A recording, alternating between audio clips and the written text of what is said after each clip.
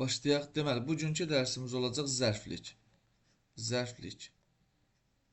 Zərflik neyindir? Hərəkəti, zərflik, hərəkəti və əlaməti izah edən əsas köməkçi cümlənin ikinci dərəcəli üzvünə zərflik deyirlər. Təkrarlayıram. Deməli, cümlədəki hərəkəti və əlaməti izah edən ikinci dərəcəli üzv zərflik adlanır. Zərfliyin müxtəlif mənaca növləri var və buna görə də müxtəlif suallara cavab verir zərflik. Bunlardan ayrıca danışacağıq. Əvvəl quruluşunu deyim ki, zərflik quruluşsa digər cümlə üzvləri kimi iki cür olur. Ya sadə olacaq ki, biz ümumi cümlə üzvləri üçün bunu demişdik, sözlərlə, yəni morfologiyada keçdiklərimizlə ifadə olunanda sadə olur. Sadə, məsəl üçün, uşaq deyək ki, bağçaya getdi. Nə etdi? Getdi. Kim? Uşaq. Haraya? Bağçaya. İsimlə ifadə olunub, zərflik olacaq, deməli, sadə. Və yaxud da ki, mürəkkəb ola bilər. Məsəl üçün, bu artıq söz birləşmələri ilə ifadə olunanda. Mən sənə deyəndə, məsəl üçün, gətir. Nə et, gətir, nə vaxt, nə zaman açam, mən sənə deyəndə. Yəni, bu formada artıq biz bunu bilməliyik. Təkrar edirəm, morfologiyada keçdiklərimizlə, sözlərlə ifadə olunanda sadə, söz birləşmələri ilə, mürəkkəb adlarla ifadə olunanda mürəkkəb. Bu qədər sadə. İndi keçək zərfliyin mənaca növlərinə. Birinci gəlir tərzi hərəkət zərfləri. Tərzi hərəkət. Zərflikləri. Tərzi hərəkət zərfliyi. Deməli, bu sualların nədir? Nə cür? Necə? Nə tərzdə? Nə vəziyyətdə sualında vermək olar buna? Belə. Tərz hərəkət zərfinin ifadə vasitələrini sayaq. Birinci ifadə vasitəsi. Elə tərz hərəkət zərfinin özü. Tərz hərəkət zərfi. Yəni, nitq hissəsi olaraq. Yəni, sadə deməli, tərz hərəkət zərfliyi ilə danışırıq biz. Deyirəm ki, mən ucadan danışıram. Nə edirəm? Danışıram. Ki, mən, necə, nə cür, nə tərzdə, ucadan. Və yaxud da ki, o həvəslə çalışır. Nə edir? Çalışır. Kim? O, necə, nə cür, nə tərzdə, həvəslə. Tərz hərəkət zərfi zərflə ifadə olundu. Daha doğrusu, tərz hərəkət zərfi ilə ifadə olunan zərflik. İkinci, feili bağlama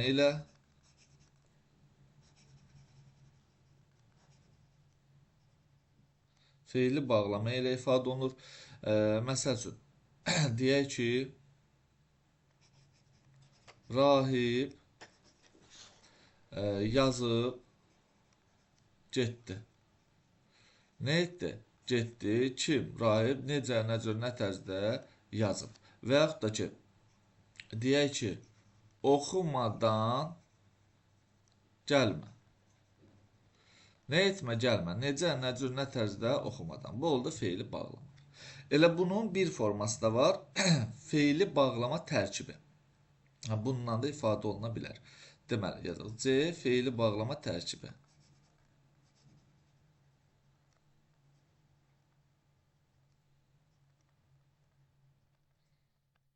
Deməli,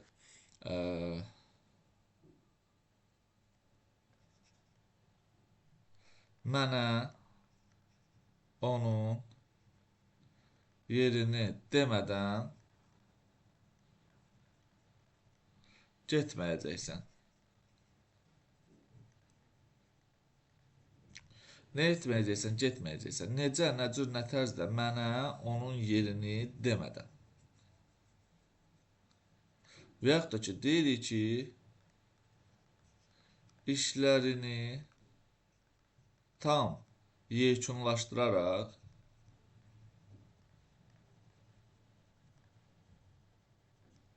İşlərini tam yekunlaşdıraraq təhvil verdi. Nə etdi? Təhvil verdi. Necə, nə cür, nə tərzdə işlərini tam yekunlaşdıraraq. Burada artıq ifadə vasitələri necə oldu? Təbii ki, ifadə vasitələri mürəkkəb oldu burada. Və yaxud da ki, deməli, yazaq buradan qoşmalı söz və söz birləşməsi. Məsəl üçün, deyirəm ki, mən uşaq kimi ağladım. Məsəl üçün, ağladım.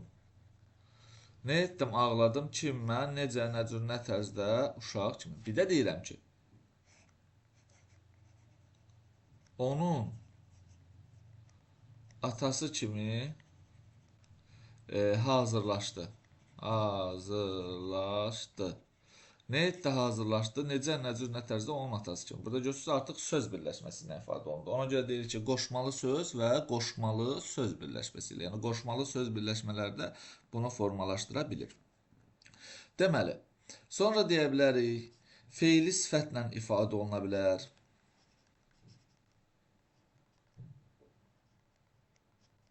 Feili sifət.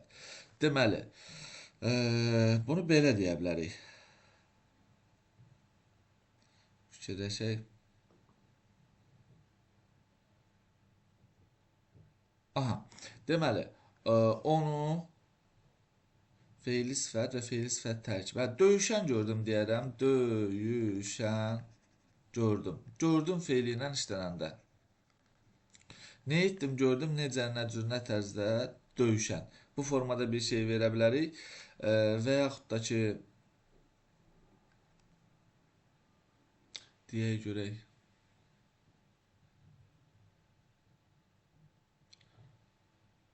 Aha, məqalələri yazılmış gördüm.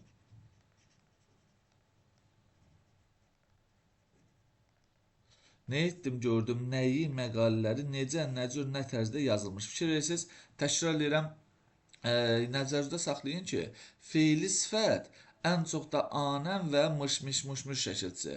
Gördüm feili ilə əlaqəyə girəndə birbaşa, onda tərz hərəkət zərfi nöqteyində çıxış eləyə bilir. Bu həm feili sifətə aiddir, həm feili sifət tərkibinə aiddir. Məsəl üçün, indi feili sifət tərkibi kimi də görək necə verək.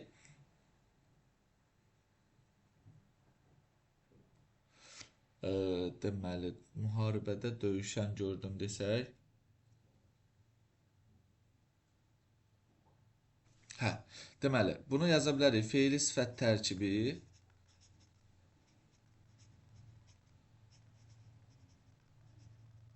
deməli, baxın, onu uşaqlarla dalaşan gördüm. Nə etdim? Gördüm. Kimi? Onu. Necə, nə cür, nə tərzdə uşaqlarla dalaşan. Gördünüz uşaqlar. Burada da artıq feili sifət tərkibi gördümlə bir yerdə, yəni gördüm özündən sonra gəldiyinə görə artıq deməli tərz mənası ifadə eləyir. Daha sonra biz tərzi ifadə eləyə bilərik. Qoşmalı sözləri yazmışıq bura, yazmışıq. Sonra danışa bilərik biz deməli, neydən danışaq? İsmi birləşmədə, ismi birləşmələrlə. Yazaq ismi birləşmə. İsmi birləşmə. Deməli, əskərləri qan içində gördük. Gördük. Nə etdik? Gördük kimi əskərləri necə, nə cür, nə tərzdə qan içində. Sonra nə deyə bilərik? Onu deyək ki, onu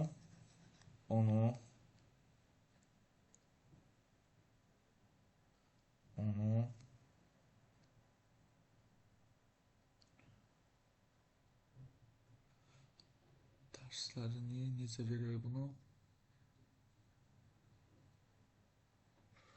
Yox, belə verək. Deməli, Hə, o, o məktəbi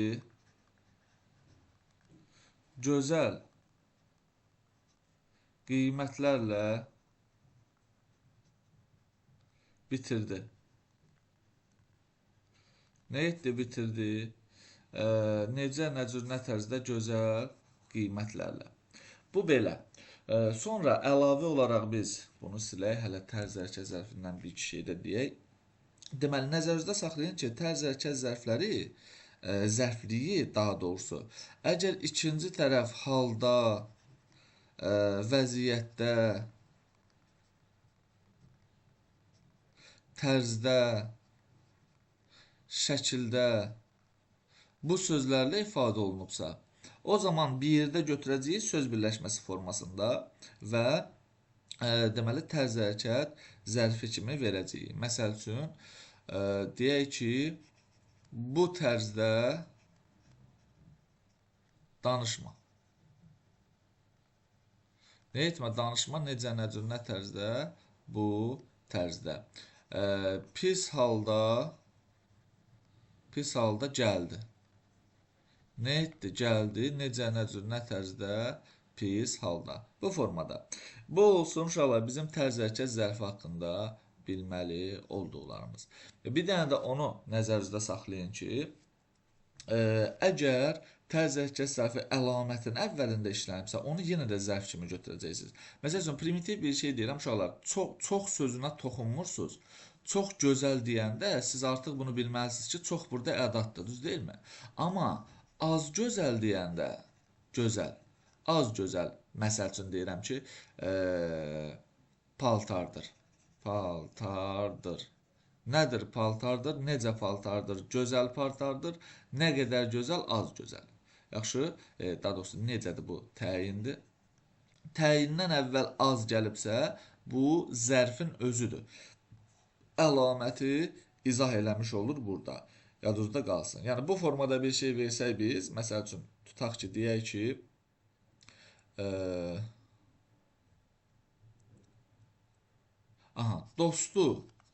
dostu kimi danışdı. Nə etdi, danışdı, necə, nə cür, nə tərzdə, dostu kimi. Bu tərz hərəkət zərfidir. Sonra yenə də deyirəm, dostu kimi cəsurdur. Necədir, nə cürdür, cəsurdur, sifətdir, necə, nə cür, nə tərzdə, dostu kimi. Yenə də zərflik olacaq. Bir də, dostu kimi adam yoxdur. Yoxdur. Nə yoxdur? Kim yoxdur? Adam, necə adam, dostu kimi. Burada artıq təyindir. Bir dənə bunları mütləq şəkildə nəzərinizdə saxlayın. Keçək biz, deməli, zaman zərflərinə. Zaman zərfliyi. Zaman zərfliyi. Deməli, zaman zərfliyi nədir? İş və hadisənin zamanını bildirən ikinci dərəcəli cümlə üzvləri. Sualları nə vaxt, nə zaman və haçan. Keçək ifadə vasitələrinə. Deməli, ifadə vasitələrindən biri elə zaman zərflərinin özüdür. Zaman zərfi. Zaman zərfi. Məsəl üçün, deyək ki, hərdən görüşürük. Nə edirik? Görüşürük, nə vaxt, nə zaman, haçan, hərdən. İkinci, deyə bilərik, deməli, isimlərlə, məsəl üçün, deyək ki, iclasda bunu danışarıq, danışdıq. Nə etdik? Danışdıq. Nəyi bunu? Nə vaxt, nə zaman, haçan, iclasda mənasında işlədə bilərik. Üçüncü, feillə, yəni feili bağlama ilə, məsəl üçün, Deyək ki, gələndə yaz. Nə et, yaz, nə vaxt, nə zaman, haçan, gələndə. Dördüncüsü, feili bağlama tərkibi ilə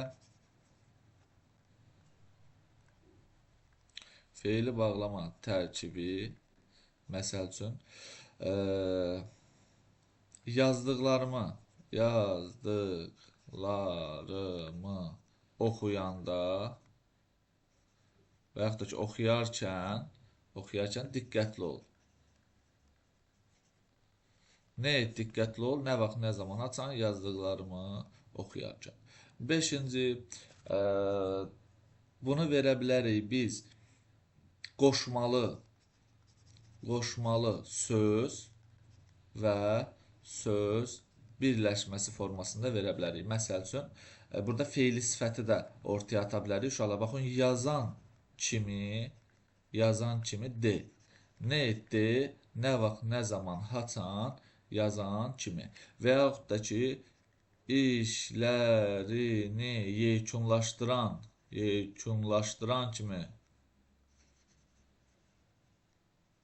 kimi gəl. Nə et, gəl, nə vaxt, nə zaman, haçan, işlərini yekunlaşdıran kimi. Bu formada bir şeylər deyə bilərik. Əsas qoşmalı sözlər idi. Sonra, ismi birləşmələrlə ifadə oluna bilər. İsmi birləşmələrlə ifadə oluna bilər. Məsəl üçün, deyirəm ki, yay günlərində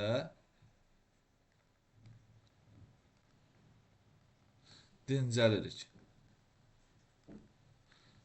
Nə edirik? Dincəlirik, nə vaxt, nə zaman, haçan, yay günlərində. Yəni, bu formada bir şeylər, bir də ən vacib olmasa da, yəni yadınızda saxlayın ki, ümumiyyətlə hamısı da bütün cümlə üzvləri sual əvəzlikləri ilə də ifadə oluna bilər. Məsəl üçün, nə vaxt gəlir? Nə edir? Gəlir. Nə vaxt suala cavab vermədən artıq zaman zərfliyi vəzifəsində çıxış etmiş olacaq, nəzərinizdə qalsın. Bu oldu bizim zaman zərfi haqqında bilməli olduqlarımız, zərfliyi haqqında daha doğrusu. Sonra gəldi yer zərfliyi. Yer zərfliyi haqqında danışaq indi. Üçüncü, yer zərfliyi. Deməli, uşaqlar, yer zərfliyi hərəkətin yerini, məkanını bildirir. Hara, haraya, harada və haradan. Bu suallardan birinə cavab verəcək. Bir də ifadə vasitəsi nələrdir bunların? Biri elə zərfin özü, yer zərfi. Yer zərfi. Məsəl üçün, deyirəm ki, oraya dəymə. Nə etmə, dəymə, haraya, oraya. Bura, gəl, buraya, gəl formasında. İkincisi, yer bildirən, yəni yer mənalı isimlərlə. Məsəl üçün, Bakıya gedək.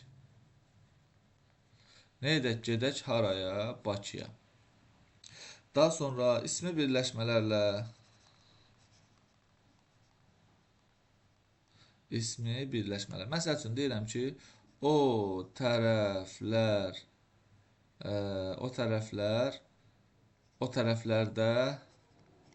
heç nə yoxdur. Yoxdur, heç nə, harada, o tərəflərdə deyə bilərik. Və yaxud da ki, indi bu müxtəlif cür işlədə bilərik də. Məsəl üçün, məktəbin qabağında gözlə. Nə et? Gözlə. Harada? Məktəbin qabağında. Bir də qaldı qoşma. Yenə də həminki kimi qoşma. Daha doğrusu qoşmalı söz və söz birləşməsi. Məsəl üçün, deyirəm ki,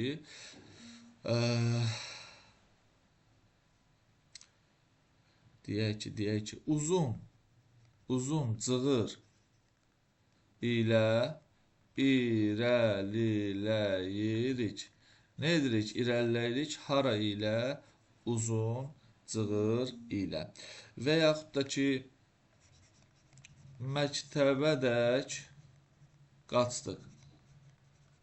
Nə etdik? Qaçdıq. Haraya? Məktəbədək formasında verə bilərik.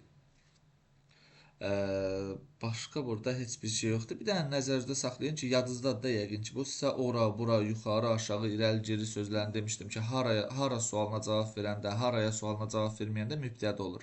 Bunu artıq bilməlisiniz, nəzərdə saxlayın. Sonra keçid eləyirik. Bu yer zərfləri oldu bizim üçün. Kəmiyyət zərfləri, zərfliyi, kəmiyyət zərfliyi. Kəmiyyət zərfliyi də hərəkətin dərəcəsini, miqdarını bildirir. Nə qədər və nə dərəcədə suallarından birinə cavab verir. Belə. Sonra deməli, ifadə vasitələri nədir? Birincisi elə zərfin özü ilə, kəmiyyət zərflərinin özü ilə. Məsəl üçün, başdan başa islanıb. Nə edib islanıb? Nə qədər başdan başa. Və yaxud da ki, tamamilə yalandır. Tamamilə yalandır. Yalandır. Nə dərəcədə? Tamamilə. Bu formada biz ifadə edə bilərik. Və yaxud da ki, mən səni illərlə gözləmişəm, nə qədər illərlə, bilirsiniz də qismən falan filan bu şeylərlə ifadə oluna bilər. Sonra ismi birləşmələrlə ifadə oluna bilər. Məsəl üçün, burada dərəcədə ifadəsindən biz istifadə edə bilərik. Məsəl üçün, onu hədsiz dərəcədə qoruyur.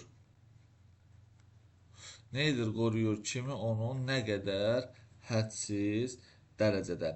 Və yaxud da ki, o buradan 2 kilometr uzaqdadır.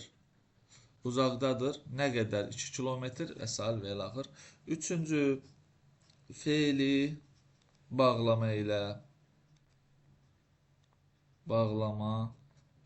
Məsəl üçün, doyunca ye. Nə et ye? Nə qədər? Doyunca. Dördüncüsü, feili bağlama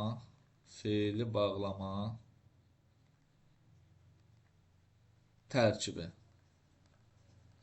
Feili bağlama tərkibi ilə də bunu verə bilərik. Eyni şey, sadəcə biraz böyüyə bilərik. Məsəl üçün, qarnın doyunca ye. Nə et ye? Nə qədər? Qarnın doyunca. Yəni, bu formada biz bunları verə bilərik. Sonra yenə də həminki formada əvəzlik, yəni sual əvəzlikləri ilə. Məsəl üçün, nə qədər aldı? Nə etdi aldı? Nə qədər də sual vermədən biz bunu kəmiyyət zərfi vasitəsilə eləyə biləcəyik. Bir də, əgər sayıların üzərinə il, gün, ay sözlərini gəlsək biz, məsəl üçün deyirəm ki, 5 il gözlədi, nə etdi, gözlədi, nə qədər, 5 il və yaxud da ki, 2 gün qaldıq, nə etdik, qaldıq, nə qədər, 2 gün mənasında. Yəqin ki, burada bir problemimiz olmayacaq. Uşaqlar, bu da yekunlaşdı. Keçirik artıq növbətiyə səbəb zərfliyinə. Səbəb zərfliyi hərəkətin səbəbini bildirir. Sualları niyə, nə üçün, nə səbəbə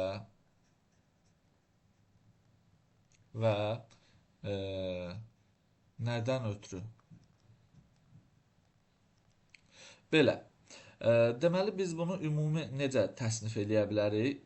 Biz verə bilərik feili təsniflənməyən feillərlə, nə bilim, feili birləşmələrlə falan filan. Mən ümumi bəzi şeyləri deyəcəm sizə ifadə vasitələrini göstərmək üçün. Nəzərinizdə qalsın ki, əgər dığı plus 3-ün görürsünüzsə, Sırf bu səbəb zərfliyinin ifadə vasitəsidir. Və bu qoşmalı sözdür. Feili sifət plus qoşmalı söz. Məsəl üçün deyirəm ki, ayağı sındığı üçün həkimə dedi, məsəl üçün, dedi. Dedi, kimə, həkimə? Niyə? Nə səbəbə? Nədən ötürü? Ayağı sındığı üçün. Görürsünüz, burada üçün, ötürü, görə qoşmaları var idi, səbəb, məqsəd qoşmaları və biz onlardan istifadə eləyəcəyik. Daha sonra ıb şəkilçisi, buna biz təsriflənməyən feildə feili bağlama və yaxud da feili bağlama tərkibi deyə bilərik.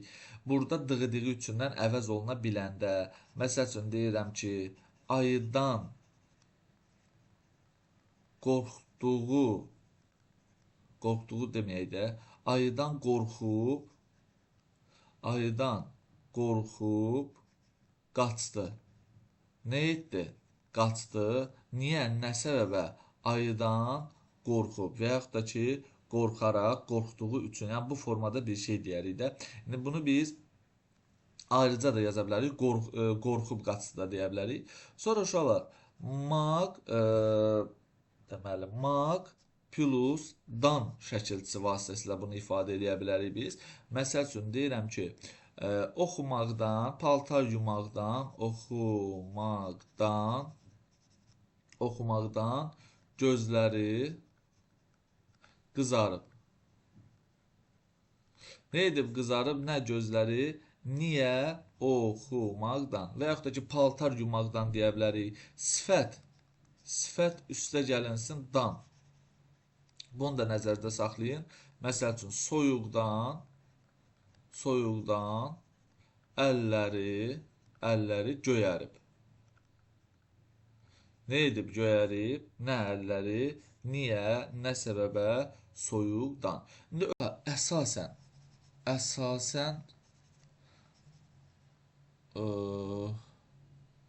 uğrundanı biz bunu verə bilmərik də, uğrunda məqsəd zərfliyinə aiddir. Əsasəndən verək. Deməli, uşaqlar, belə deyə bilərik. Məsəl üçün, deyək ki, əmrə əsasən bura gəlib. Nə edib gəlib? Haraya? Bura. Nə səbəbə? Əmrə əsasən. Bunu kifayət kimi götürə bilərik. Bu oldu səbəb zərfliyinin ifadə vasitələri. Yəni, ümumi deyə bilərik. Burada sual əvəzlikləri ola bilər, ismi birləşmələr ola bilər. Məsəl üçün, deyə bilərik.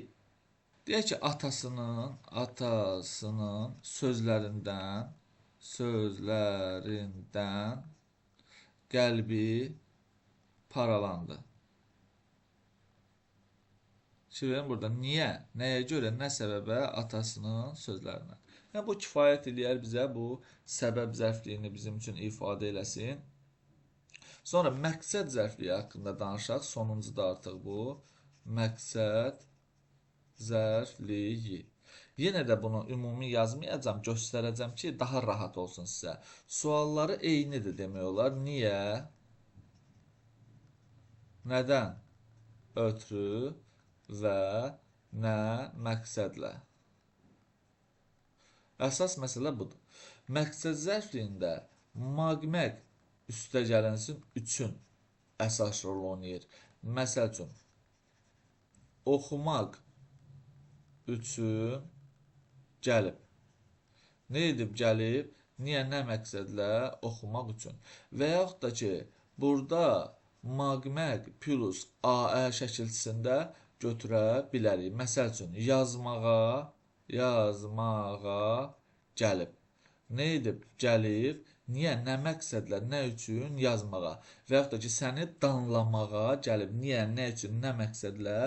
Danlamağa. Bu formada verə bilərik. Və yaxud da ki, deyə bilərik, işləməyə gəlib. İşləməyə gəlib. Nə edib? Gəlib. Niyə, nə məqsədlə? İşləməyə. Və yaxud da ki, maqmək şəkilçi formasında verirəm. Plus dandan, plus ötürü. Məsəl üçün, yaşamaqdan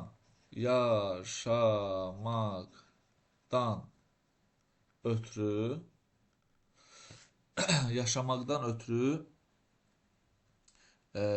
deməli bura gəlir və yaxud da ki, bura baş vurub, bura gəlib deyək. Nə edib gəlib, haraya, buraya, niyə, nə məqsədlə yaşamaqdan ötürü. Nəzərinizdə qalsın bu formada. Sonra görək nə verə bilərik. İndi burada ötürü, sonra görə qoşmasında verə bilərik. Məsəl üçün, maqmək üçünü verdik, A-nı verdik, dan, sonra görək, görə.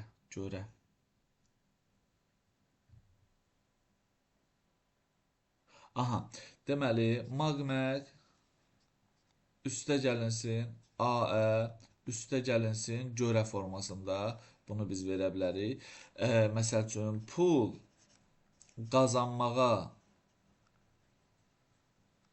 qazanmağa görə Bakıya gələcək. Nə edəcək gələcək? Haraya, Bakıya, nə məqsədlə? Pul qazanmağa görə. İndi bunu biz məsdər tərkibi plus görə formasında da verə bilərik. Baxın uşaqlar, diqqətli olun burada. Fikir verin. Məqsəd zərfliyində birinci xəbərdəki iş olur, ikinci zərfliyin özündəki iş olur. Amma səbəb zərfliyində vəziyyət tərsini edir. Birinci zərflikdəki iş olurdu, ikinci xəbərdəki iş. Məsələn, oxumaq üçün gəlib. Bu birinci gəlib. İndi oxuyub oxumayacağı sonrakı işdə. Məsələn, dükan açmaq üçün pul yığır. Pulu hal-hazırda yığır da. Dükanın açılıb açılmayacağı artıq növbəti bir işdir də. Yəni olacaq, olmayacaq bilmirik. Bundan sonra uğrunda qoşmalar vasitəsilə uğrunda, naminə bunlarla da ifadə edə bilərik. Məsəl üçün, vətən naminə döyüşür. Nə edir döyüşür? Niyə, nə üçün, nə səbəbə? Vətən naminə. Məsəl üçün deyə bilərəm ki, atasının şərəfi uğrunda döyüşür, yəni də eyni şey deyirəm, döyüşür.